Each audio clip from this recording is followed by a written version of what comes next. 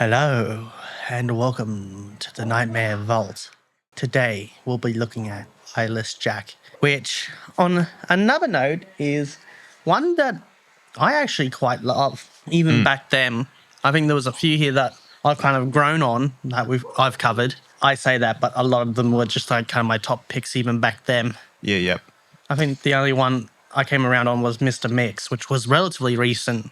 Ah, right. Yes. Well, recently we covered. I think I came around like 5 years ago. Okay. So yeah, Something like that. Yeah, recent in your exploration of creepypasta. Although, again, I think I've listened to it quite a few times back in the day. Cool. Although, actually, I don't think I have read/heard Eyeless Jack that many times, even though I love it. Yeah. Well, that's cool. Although 2013, I thought it was a little older than that. Published January 5th, 2013. Currently sitting with a rating of 8.69 out of 10 with just over 12,000 votes, which is quite a lot. I'm not sure if we've had one that's had that many votes. I don't think so. Oh, I think there's some that came close. Yeah. I think there was definitely a few around like 10,000 votes, wasn't there? Maybe. This one, yeah, it's just sort of stood out to me because of that. And credit to Azelf 5000, aka Thunder Joey. I read that as Thunder/Joey. Yeah, I don't know. And maybe it's Thunder, and maybe he's also known as Joey. I don't know. I was about to say Thunderpoon. God, that makes me feel old. Isn't that Thundercats, isn't it? Yes. There we go. I can actually remember stuff. Oh, God, I can't remember the last time I watched that. Yeah. It's that long ago. It's been a while for me as well. This one, in doing our research, there was actually quite a lot that we could find. And there was even a publisher's note, which reads, the original Eyeless Jack story was inspired by a photo by DeviantArt user Nick TZ408, which is featured on this page and which can be found here, which we've used for the thumbnail. I was about to bring that up. Yeah. So, although I guess we probably don't want to go too much over the research anyway. We can kind of talk about that at the end because I think we'd be here all day if we were to go through the whole thing. And I think a lot of the people that are quite familiar with the story would have probably done the research anyway. Yeah. Particularly for me as well, because this is, again, another one which I haven't read. So even though we've done a bit of research, I actually haven't read through it. So let's get into the story.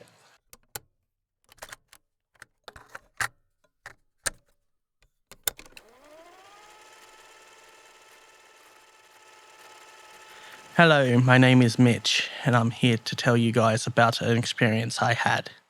I don't know if it was paranormal or whatever stupid words people use to describe supernatural phenomena, but after that thing visited me, I believe in that paranormal trash now. A week after I moved in with my brother, Edwin, after my house was foreclosed, I finished unpacking. Edwin liked the idea of me moving in, since we had not seen each other for 10 years, so I was excited too. I soon fell asleep after I moved in. After that first week, I heard rustling noises coming from outside at about 1 in the morning. I thought it was a raccoon, so I ignored it and tried to fall asleep. The next morning, I told Edwin about it, and he agreed. The next night, however, I thought I heard my window opening and a loud thump, as if something entered my room. I darted up and looked around my room, but I saw nothing. The next morning, Edwin dropped his coffee cup when he saw me. He held up a nearby mirror and I saw myself. I had a large gash in my left cheek. After I was rushed to the hospital, my doctor told me that I must have been sleepwalking. But then he showed me something that made my blood turn cold. He lifted up my shirt to reveal a swoon-up incision where my kidneys were. I stared into his eyes, mine widening. You somehow lost your left kidney last night, my doctor told me. We don't know how, though. Sorry, Mitch. The next night was my breaking point. Around midnight, I woke up to see a truly horrifying sight. I was staring face to face with a creature with a black hoodie and dark blue mask with no nose or mouth staring down at me. The thing that scared me the most was that it had no eyes, just empty, black sockets. The creature had some black substances dripping from its sockets. I grabbed a camera from the nearby mantle and took a picture. Immediately after taking the shot, the creature lunged at me and tried to claw open my chest to get to my lungs. I stopped it by kicking it in the face. As I ran out of my room, I grabbed my wallet. I would need the money. I ran out of my brother's house into the night. I eventually ended up in the woods near Edwin's house and tripped on a rock. I fell unconscious and woke up in the hospital. My doctor, the same one who treated me before, entered the room. I have good news and bad news, Mitch, my doctor started. The good news is that you had minor injuries and your parents are going to pick you up. I sighed with relief. The bad news is that your brother has been killed by something. Sorry. My parents took me back to Edwin's house to collect my remaining belongings, which I did. Upon entering my room, I was scared but remained calm. I grabbed my camera and then stopped dead in my tracks. In the hallway leading to my room, I saw Edwin's body and something small lying next to it.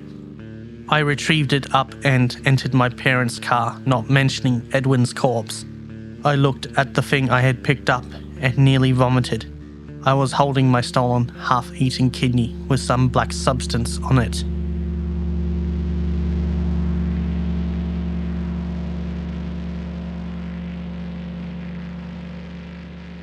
And there we go. Holy fuck, it's a short one, but I had a hard time recording this. God, this is going to be a wild outtake, considering a lot of it is just random shit. Yeah.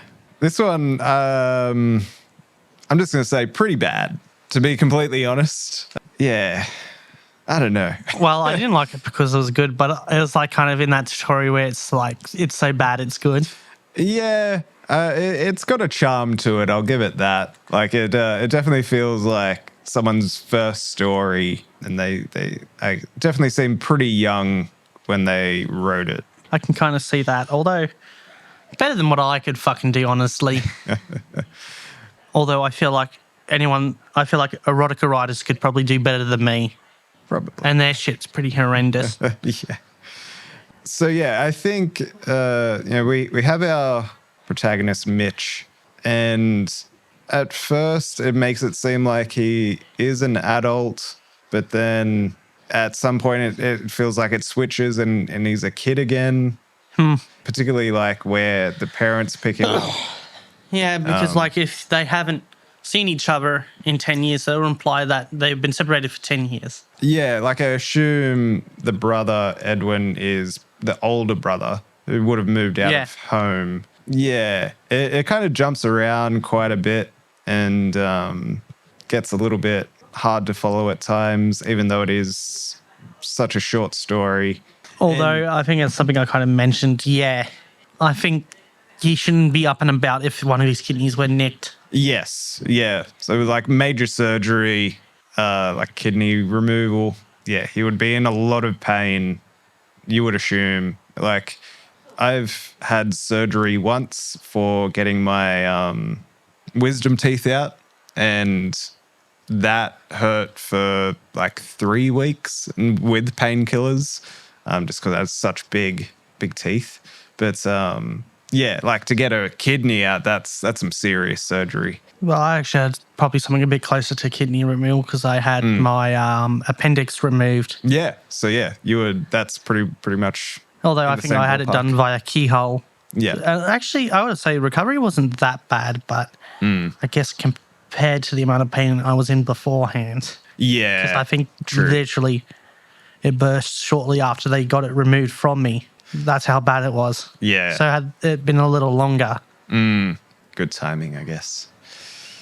But yeah, you're not like up and walking about and not knowing that you've had surgery, 8 hours later sort of thing, where that's what it kind of seems like. Mitch has no recollection, doesn't even realize. Yeah. I think as well the language that we get from the doctor is very unprofessional. Yeah. God, that was funny how, oh God, that led to a funny little tangent. Yeah. Because I did I tried to do the doctor's voice in like a German accent, and just the way I said Mitch, it came off a lot like bitch. Yes, it did. Which so that's going to be a fun little intake. And then I did kind of like a more ghetto. Yeah, yeah. Oh, that was fucking hilarious. You also made a good point of like, would the doctor be using his first name or be calling him, Mr. last name? Which makes it seem like it is like a small town. Because, if your doctor's using your first name, it kind of feels like, maybe it's a small town where everyone knows each other sort of thing. But then... Not only that, but I call bullshit that he had only minor injuries if he knocked himself out tripping over a rock. Yeah. Fell unconscious and woke up in the hospital. So, it feels... bro should be fucking dead. Yes. Because, again, you only lose...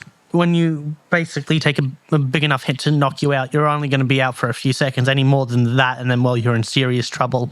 Yeah, that's very true. Because basically, losing consciousness is basically factory reset. There's also, like, little details, like I grabbed a camera by the near my mantle and took a picture. Like, that doesn't come back up later. Well, I think the whole camera point is to explain the photo, the image. Yeah, I can get that. But also, like, the image looks like it's sort of like Mitch lying on the bed looking up. The perspective is from whatever the entity is sort of like looking down. You can see like posters on the walls to the left and sort of bottom and the roof above. So, this would have been taken from kind of lying down. Yeah, where in the story the picture gets taken... Grab the camera from the nearby mantle. Yeah, immediately taking it. So it that makes me think that has he jumped up at this point? No, I don't think so. I guess I don't know how he can grab it from the mantle and also still be lying down. Unless I think it would have been better if it was like he just reached over to his nightstand. Yeah, that's what would have made a lot more sense and worked with. Not unless like the mantle's up against near the bed. Even then, like it would although mantles up are fairly high, aren't they? Yeah, I guess also like the fact that he just completely hightails it out of the house and doesn't even alert his brother. What a fucking dick move. Although, honestly, I'd probably do the same if I was in his shoes. Well, look, if I was a kid, definitely. But as an adult, which it's again sort of makes it out that he is an adult because he at some point had a house and that's why he's moved in with Edwin. So yeah, it'd be weird for a kid to have a house. Yeah, so it makes sense. Like if it's a kid, I could definitely understand then, just completely running out. I can see the idea, what they were going for, particularly because we have read a handful of stories that are in the same vein. But, well, actually, I think one that would be really similar in vein would be The Rake. Okay. Which is on my list. I'm surprised I haven't covered it as sooner. Fuck. I guess maybe to give them an olive branch, it does say the doctor says, we don't know how though. So it doesn't really necessarily say that, it was cut out the kidney. Well, I think it's implied with the sewn. I would assume so, yeah. Unless, extracted through other means. Although, what would you write down on the medical sheet anyway? Missing kidney. Yeah, I guess, yeah. Stitching where the kidney used to be. Yeah, I guess. There would be some sort of actual medical terminology, that is. I was going to say ligma. I wouldn't be surprised if the doctor put it down as that. I think also as we get further to the end of the story, the fact that like Edwin's body is still lying there. Yeah. I was about to say when the police have moved that long before. Yeah, or at least, be covered up. And other the officers or investigation team, is there. Not only that, in but the they should have house. picked up the half-eaten kidney anyway. Yeah, that too. So, yeah, I guess the big question is, what is the black substance? I think that's sort of the thing that, you can take that and then like can make another story with it sort of thing. So that's where like it kind of I would say feels. it ties into Zalgo. Yeah, maybe. Although I think there's too much of a gap between that and this. Potentially, yeah. That's my headcanon now. Yeah. Yeah. I guess, because it is a sort of nondescript, it is just black substance. It's not an oily substance or it's not moving, on its own volition. God, that's funny. Like, I don't know why I was like Black Sabbath. God, just Ozzy Osbourne materializes.